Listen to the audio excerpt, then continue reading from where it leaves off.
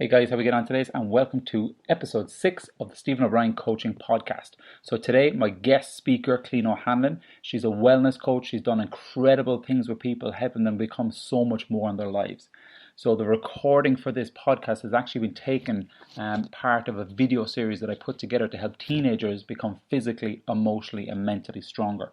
If you fancy checking out that free platform, it's called foreverstrongteens.com. So guys, hope you enjoyed today's episode and I'll speak to you soon.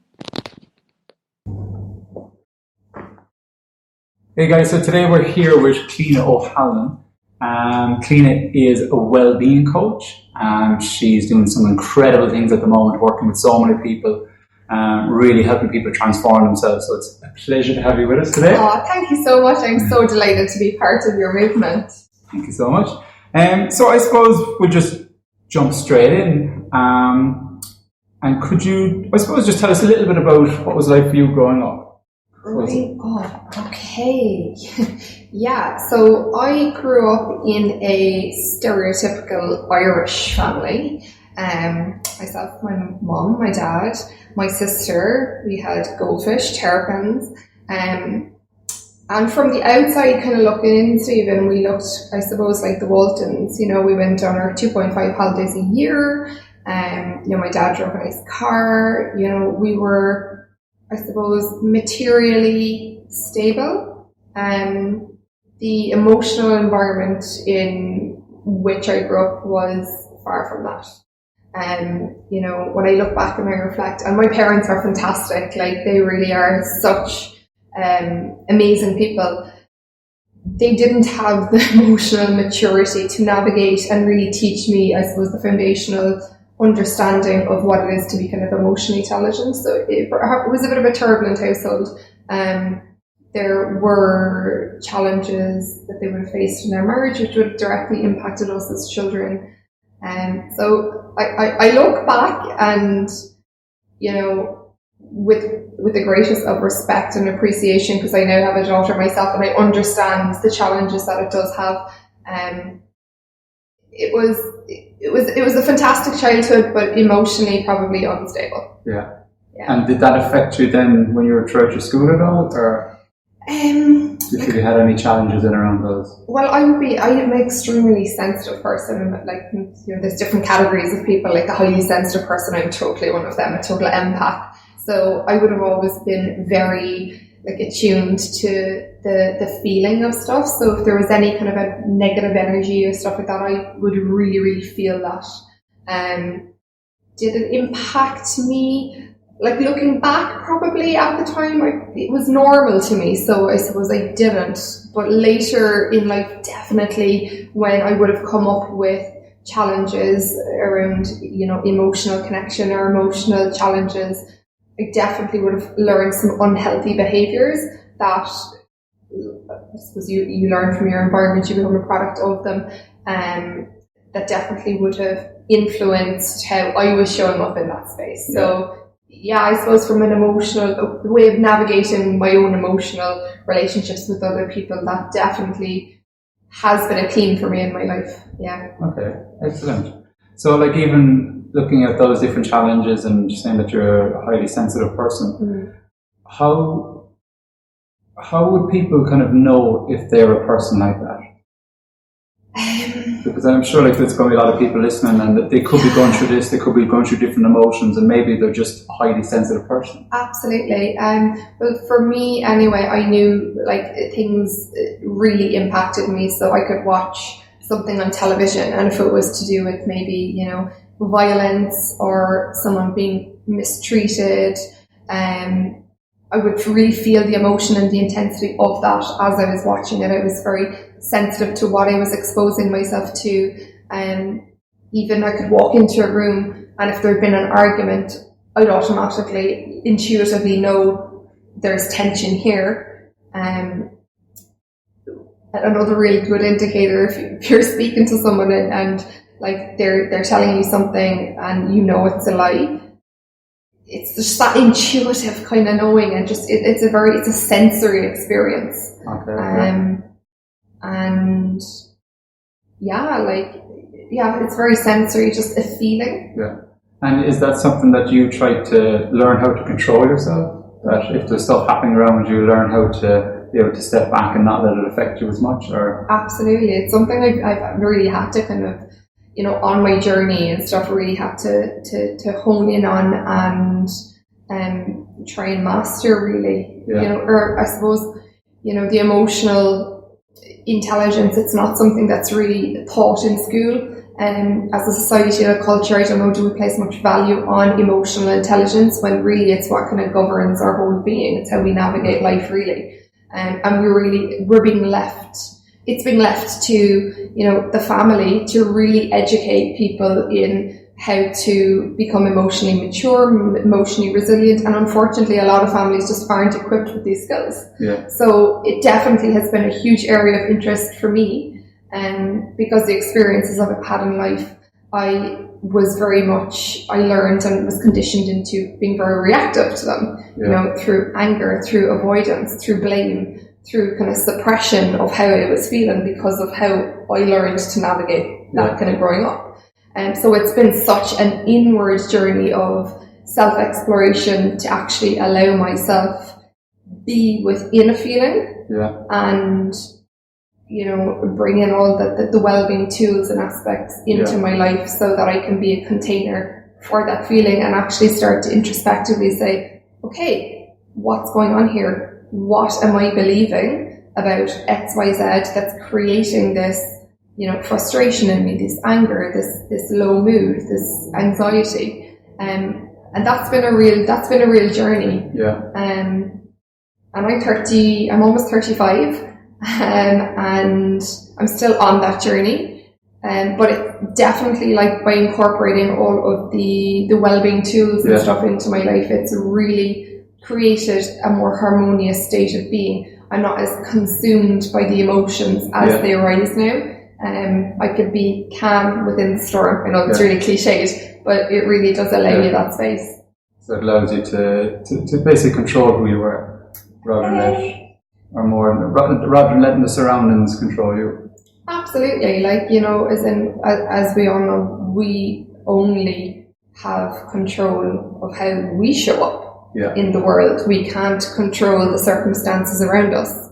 And by being able to, and I wouldn't even say that's about controlling yourself. I feel that's about becoming more of who it is you are when you were kind of like a child. When you look at children, and they're like absolutely vibrant with life. They're oozing with confidence. They're very in the moment, and they're not worrying about, what's going to happen tomorrow or, oh my God, what did I do yesterday? They're very present in life. So it's really, I suppose, touching back into that natural state of being. I know it's maybe not our normal state of being now, and we'll go into that there in a minute with regards, what takes us out of that state of being. But it's really about touching back in with that, the way that really is a natural state of being, which is very much grounded in the present moment, aware and conscious of our surroundings and ready for any challenge that arises and being calm within that moment. Yeah.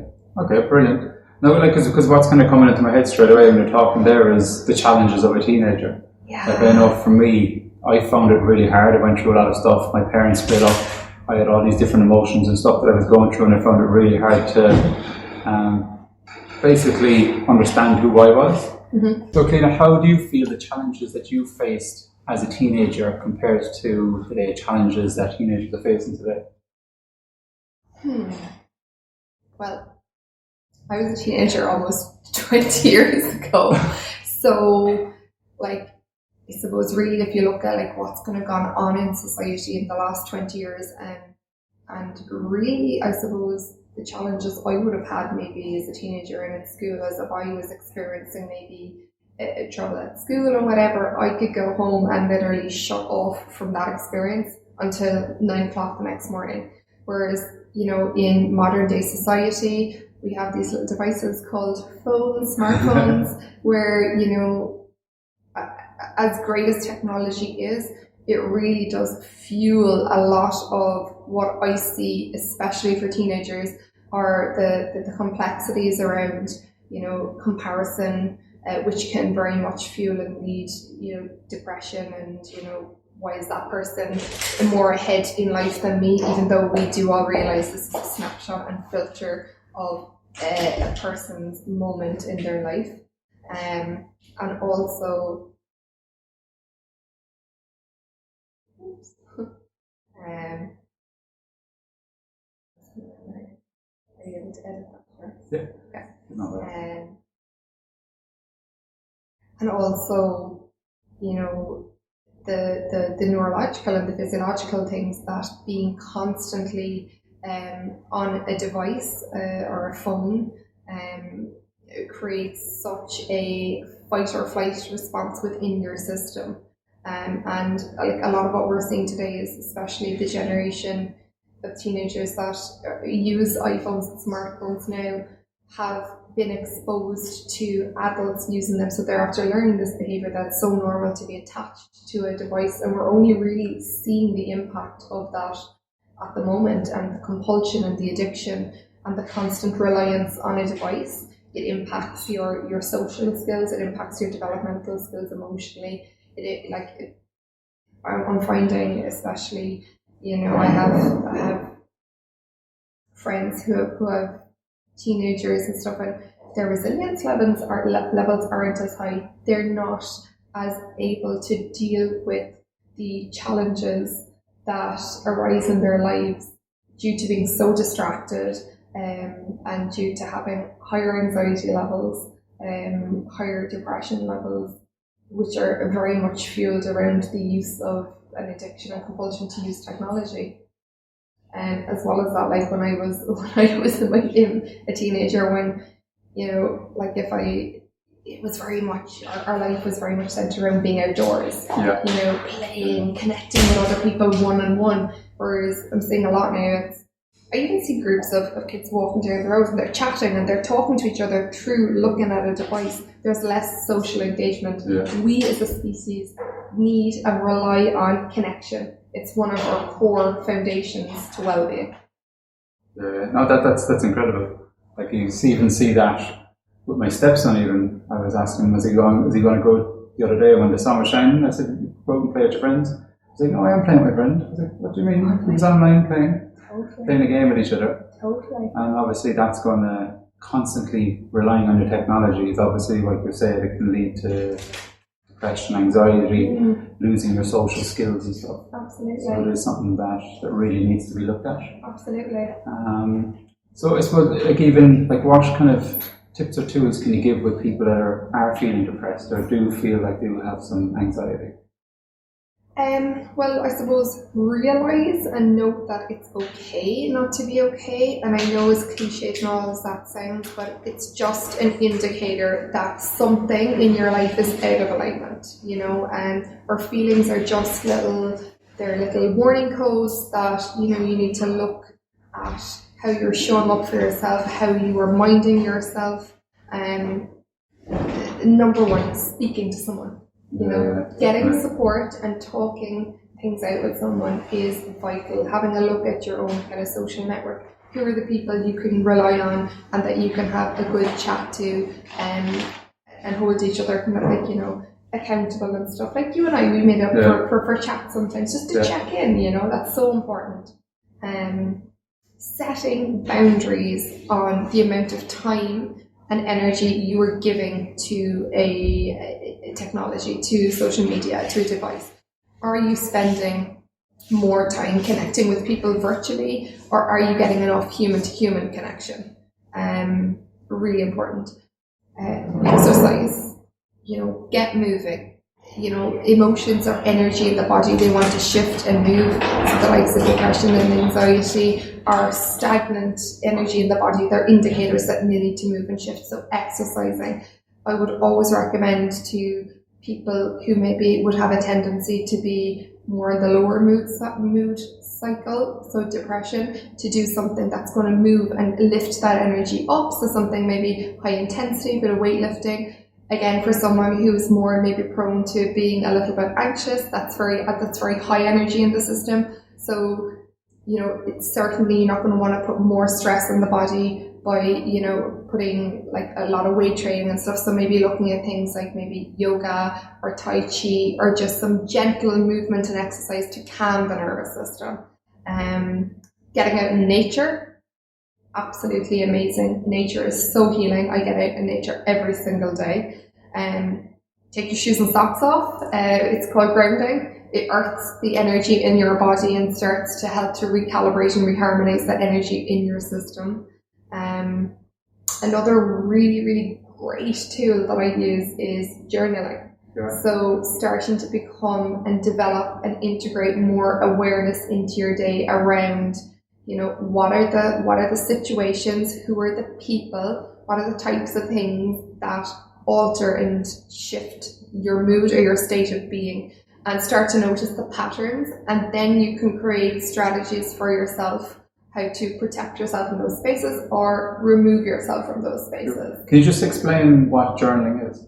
Okay, so journaling is, for me, it's an accountability kind of practice. I take out a pen and paper and I physically write, so not in your notes on your iPhone.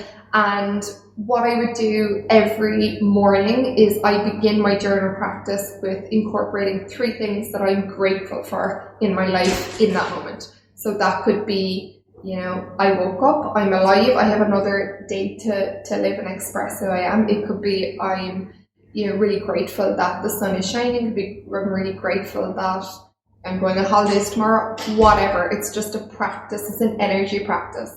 So gratitude is a very high vibrating energy frequency, and it's very healing to refocus and recenter your mind, especially in the morning, on the abundance that's in your life. So all the good things that are actually in your life.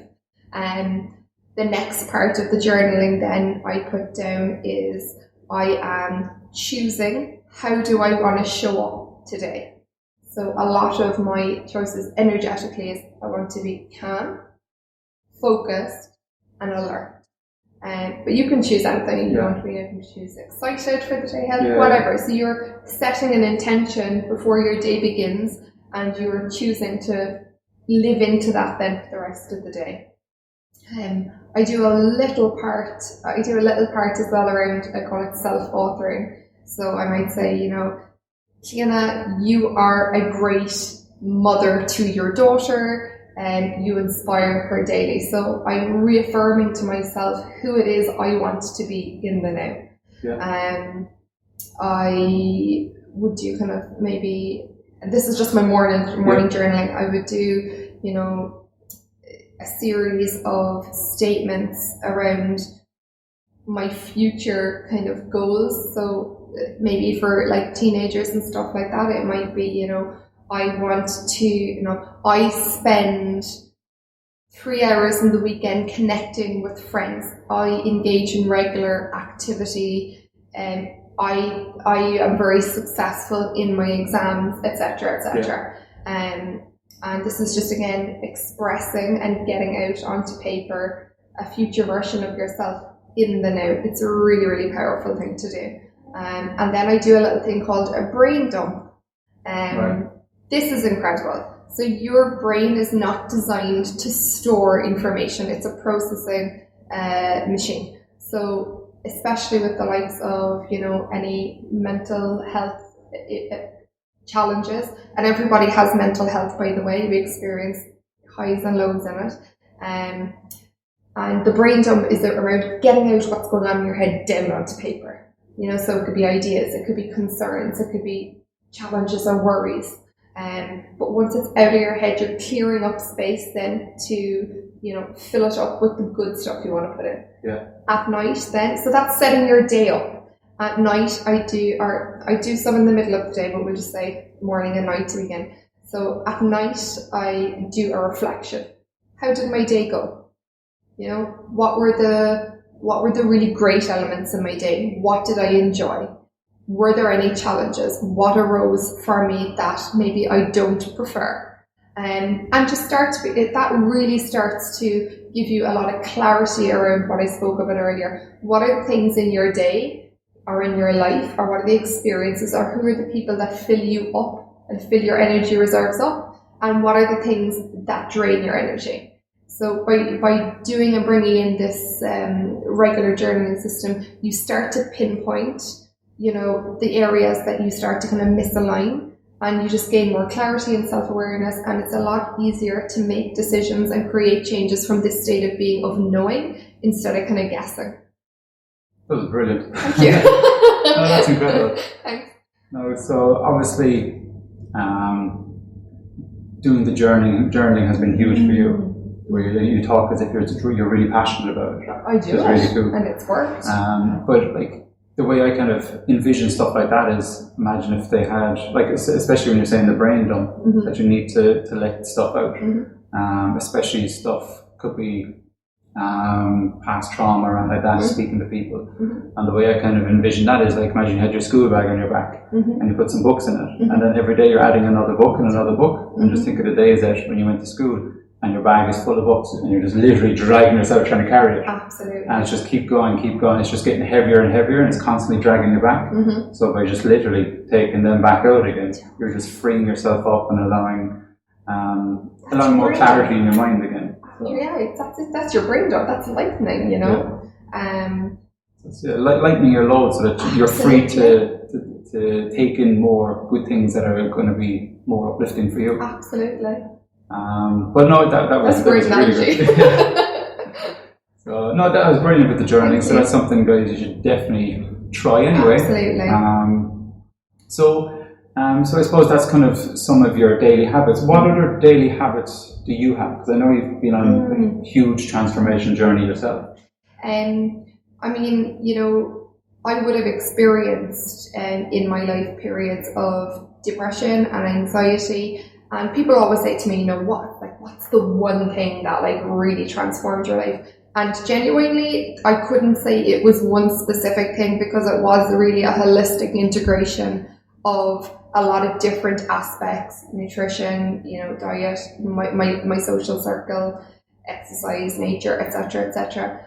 But if I could give the most credit to one thing, and if someone said to me, what would be one bit of advice you give your teenage self, and it would definitely be around meditation. Okay. Meditation has been such a healing and transformative space for me to allow myself to be, and in a society and in a culture where it promotes and rewards doing, and it creates a lot of judgment around just being, or the stereotypical, oh, you're such a hippie because you meditate, or you're being lazy. And that's where a lot of... Sorry. What? No, we're just having a look at the room. Oh, yeah. Sorry. And this is everything, yeah. This is what we want to. Just one down here. And look, we're looking at four. It's the beauty of it. Yeah?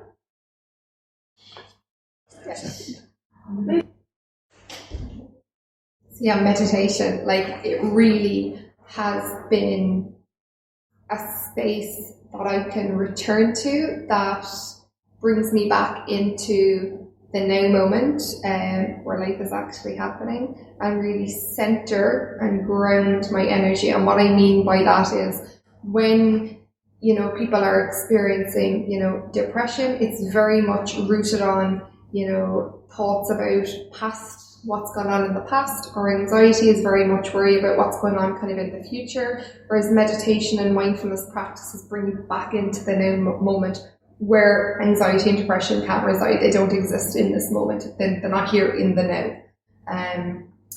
And one thing I'd love to mention as well about meditation is, I feel, especially in Western culture and society, we may have a little bit of the wrong idea of what it actually is. A lot of my clients that I speak to about meditation say, oh, I've tried it before, it hasn't worked for me. Meditation and mindfulness are practices. It's called meditation practice, mindful practice. It's kind of like, if you decided tomorrow you wanted to start playing soccer, or you wanted to take up, gymnastics or horse riding. After one go, you're not going to be excellent at it. So that's the exact same with meditation. It is a practice, and it is one where the objective isn't to have no thought, it is to create a space of awareness and centered awareness to actually realize how frequently your mind and your thoughts come in and distract you from the now moment. So this is the place where you really begin to cultivate living life easily and gracefully. And it isn't just about like having no thought. I often still do have moments where, I'm going to sit down to meditate and I feel great. I'm going, oh, this is going to be a great session. And I sit down and all thoughts start coming in and I'm like, whoa.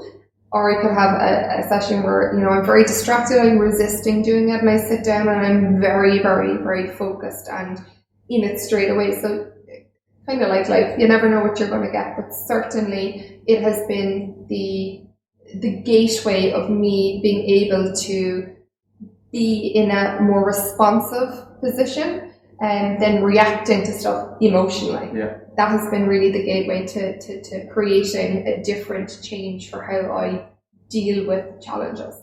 Excellent. And how can people get started, or people can even try meditation? I would recommend, if you are, and I really would encourage it, going to look into the journey of meditation. Like anything, begin like with kind of a low amount. So even 5 minutes a day could transform your mental and emotional and physical state of being. And the benefits of it on the body, like physically and from a healing perspective, are just boundless. Even look up any YouTube thing on meditation and it will go into that direction. So, there are plenty of apps that go through kind of guided meditations. The Calm app, I couldn't recommend enough. I use it myself daily. And there are ones called Headspace as well. There are loads of free meditations you can get on YouTube as well. I would recommend probably like a guided one to begin. And they really help center and refocus. And then when you feel a bit more confident, you can incorporate your own practice. So basically the idea of it is you can kind of focus in on something. I use the breath a lot. Yeah. So a really, really good one to even begin with if you wanted to start today. I do a little one called the box breathing. And it was one that I took from one of Pat Dibley's events actually. So it's around just focusing in on your breath. So closing your eyes and crossing your legs, bring your hands in your lap and start to become kind of aware of your breathing. Noticing the belly kind of expand, the chest expand, and breathing out. And then breathing in for the count of 4. Holding at the top for the count of 4.